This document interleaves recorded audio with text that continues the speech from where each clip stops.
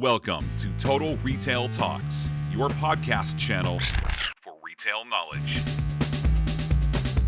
Hello and welcome to this episode of Total Retail Talks. I'm Joe Keenan, Editor-in-Chief of Total Retail. I'm here at the CRMC show in Chicago, and I am joined on this episode by Sarah Phillips, the Vice President of Marketing at Rent-A-Center, as well as Tim Pitt, the Senior Vice President of Marketing and Merchandising at Rent-A-Center. Thank you for joining me, Sarah and Tim.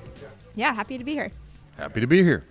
So let's get started. I wanted to talk a little bit about kind of how the shifts over the last year plus have impacted consumer behavior with Rent-A-Center's customers. Yeah, so we saw that our customers started shifting online like a lot of businesses. They came to us through our website to initiate their product search and to initiate their agreements. Typically, pre-pandemic, our originations that started on the website were below 10%, and now we're in the 20s. We also found that our customers were keeping their product longer in their homes because they really needed it for their shift in lifestyle. So kept a lot of different products longer, which was helpful for our business and really just rounded out the customer's house while they were indoors a lot. Yeah. To your point, with many of that business shifting online, I'm interested in any changes to processes or shifts in what Rent-A-Center has done to kind of react to those shifts in consumer behavior. I know, speaking from your perspective on the marketing side of the business. Yeah, so one thing we had in the works, which we were, thankful about and kind of, kept on track, if not sped up a little bit, was the relaunch of our e-commerce transaction online. So customers can now sign their agreement online, and then the delivery comes to them. So no need to go even curbside to the store for any of our products.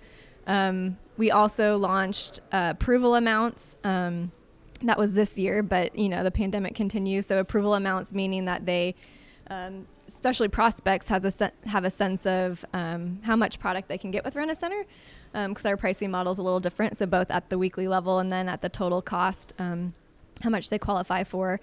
And then we also launched a few new payment methods that were helpful for collections. So we integrated with Venmo and PayPal. That's about it. Okay, great. I'm going to have a question for you, Tim, in terms of the merchandise selection. So when I traditionally think of Rent-A-Center, furniture comes to mind first, but obviously the company now has other product categories as well, appliances, electronics, and others. So I'm interested in how the kind of that diverse merchandise selection that you now offer impacts customer loyalty. And kind of a second part to that is that the behaviors you're seeing with your customers, are they shopping across multiple categories?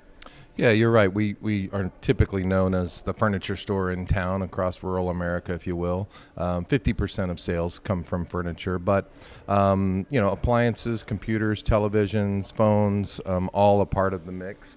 But yeah, we've added a few products in and around this time. Some exercise equipment was added to our assortments.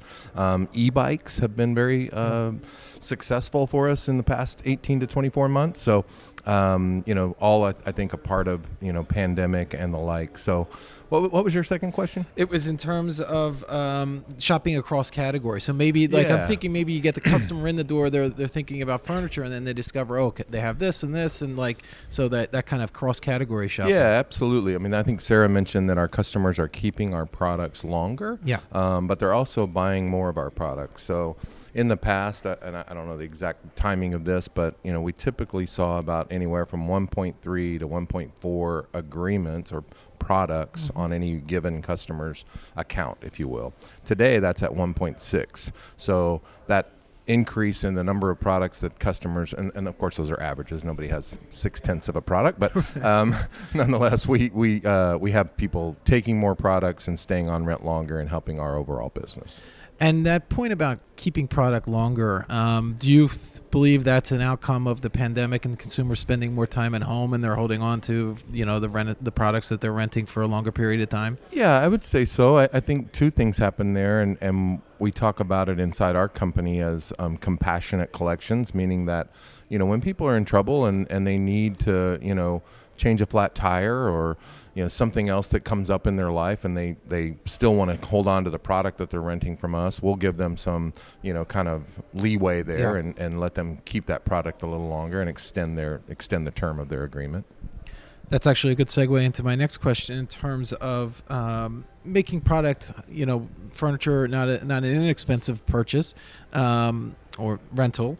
Talk a little bit about how the company's marketing message may have had to evolve. You're making these products accessible to more people, as obviously during the pandemic it's been a financial struggle for a lot of people.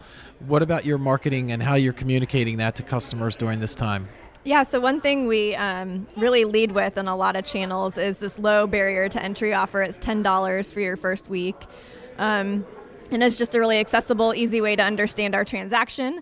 So we use that in most of our prospecting vehicles. It always outperforms kind of any other, cross-category message we might be saying at the time. And then we also tout our industry-leading same as cash offerings, so customers can pay off their agreements in 4 or 6 months, and the price is the same as cash, so it's a very compelling offering, and they understand that part of the transaction. So those are 2 things we've been doing to make sure they're front and center. So, Tim, in regards to the financial stimulus and kind of that driving more traffic both to the website and the stores and kind of seeing that boost, I'm curious about what that meant for the supply chain and your inventory position at Rent-A-Center, given that this really wasn't necessarily predicted. So this kind of event popped up, and how did you handle that? Yeah, so we were fortunate enough to be in a really strong inventory position going into 2020 based on some heavy buys in the late part of 2019. From there, though, Sarah's comment about people keeping products longer than they normally had also affected the supply chain, right? Mm-hmm. So if you can imagine so many pieces going out in a week and so many coming back in a week, that number of those coming back in a week became less and less, right? Therefore, the inventory pressure grew. We definitely have a great team of scrappy individuals who, get after all the inventory they can find. We have key partnerships with a couple of manufacturers. I'll mention Ashley Furniture and Whirlpool, Samsung, 3 really great partners of Rent-A-Center, and kept us in business in a lot of ways. And then earlier, I think we were talking about additional products, right? Yeah. So finding additional products for people to be interested in, whether that was exercise equipment or accessories or whatever else, we've added to the mix. So, supply chain's a fragile thing. I think probably have talked about that with a number of folks in regard to not only COVID and what that has done to supply chain and how that affects it, but also weather events that we've suffered through that have affected foam, the chip issue that has come up a couple of times in this conference already, and chips that people think about that are in cars, yes, but they're also in computers, they're in refrigerators, they're in laundry, all of the things that we're renting at Rent-A-Center. So it definitely has an impact in terms of supply chain. Yeah, and to your point, you being able to be sort of nimble in terms of the supply chain, because some of the forecasts that you had, you weren't prepared for this event. You luckily were in a good position going into 2020. But the one thing I wanted to follow up on is the point about the return of product. And, do you have an idea of forecast, okay, we can expect X percent of returns each month or each week? That really was changed during the pandemic, as Sarah noted. How did you kind of react to that in terms of the less inventory coming back on a less regular basis? Yeah, it definitely created a stronger chase among the team trying to get out and find additional product. We, from a percentage wise, let's say, 50% coming back every week to 30% coming back every week, created an opportunity for us to go out, like I said, find new products, number one. Yeah. As I instructed the group, that I'm managing, clearly we have to protect the revenue of the company. And so whether or not that was going to come from a sofa or come from a treadmill, I really wasn't too concerned about that. I wanted to make sure it was protected. But at the same time, we didn't just sling products out that we thought, might help. We tested and learned and checked with customers and made sure that was something that was going to fit into their life. Yeah, and made sense for the brand as well. Yeah. So I'm going to take it back to the marketing piece here for you, Sarah, and talk about some of the opportunities in terms of marketing and channels that Rent-A-Center is leveraging to capture this increased market share that across these different product categories, as Tim was just referring to, that you've seen. Yeah, sure. So we rely heavily on our media mix model to help guide our investments. And I mean, one space we continue to invest in really, year over year has been the programmatic media space. So still building out our reach and frequency opportunities there. That's driving a lot of new customer growth as well. Someone had said earlier in the conference today that, CRM isn't just in your one-to-one channels, but it is a foundation for a lot of our media strategies now as well. So, leveraging our files for lookalikes and whatnot. We also launched a lot of text capabilities in the past 18 months. So we stood up a two-way text program with our store coworkers where they're now fielding web leads, but also interacting with customers at key points in their journey to help them get into another agreement or understand payoff options in their current agreement. But those have all been, two-way store-led texts.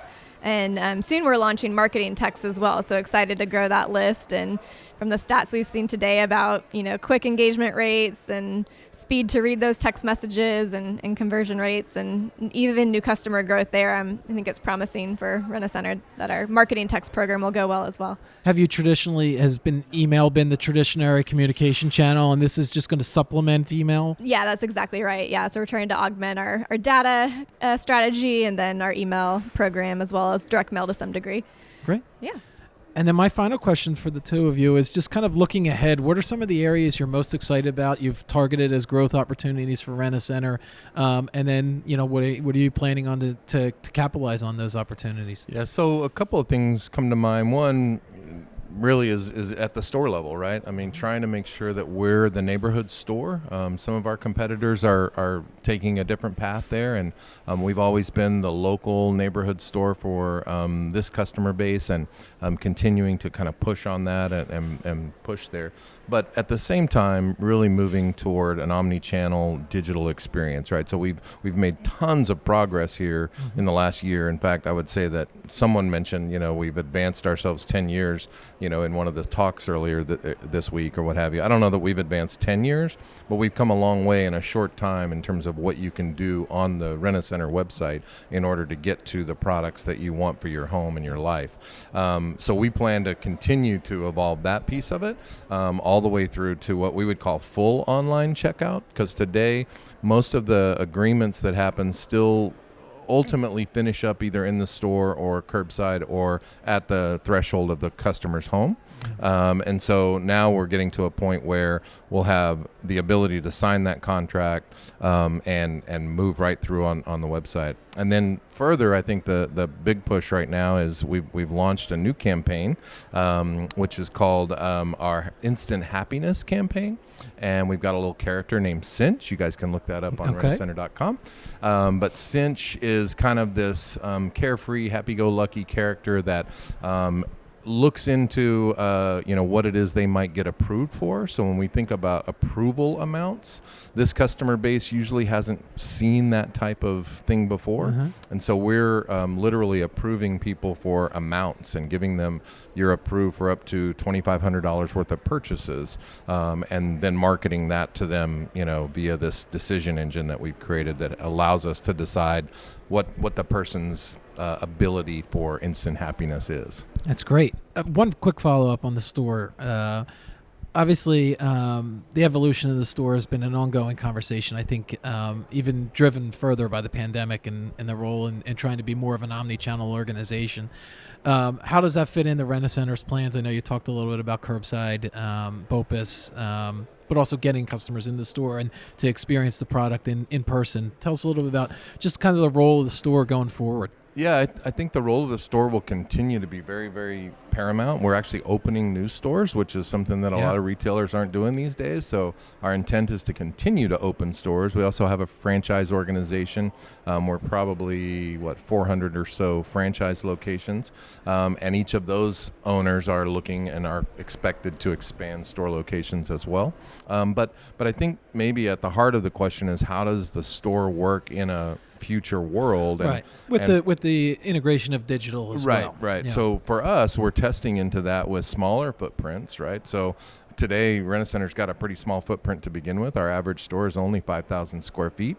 And so in order to, kind of come down a little bit on that and maybe even hub some stores that will just work as delivery mechanisms from what happens on the website will be something that we'll test into. But at the same time, I think there will always be, at least in a tactile world of furniture and things of that nature, where people want to look at that and see it before they actually put it in their homes. We are, looking at other technology there as well in order to try and bring that to life on the website. So it's going to be hand in hand, right? Yeah. Great. Well, it's some exciting things to look forward to at Rent-A-Center. I want to thank Tim Pitt, the Senior Vice President of Marketing and Merchandising at Rent-A-Center, as well as Sarah Phillips, the Vice President of Marketing at Rent-A-Center. Thanks for joining me. Thank you very much. Thank you. Thanks for listening. For more information on this podcast, please check out our podcast channel page at mytotalretail.com/podcast for show notes. Total Retail Talks is available on Apple Podcasts, Google Podcasts, Stitcher, and Spotify. Make sure to subscribe on our podcast channel page as well. If you've enjoyed this episode, please take a few moments to rate and review this podcast. Thanks, and until next time, this has been Total Retail Talks.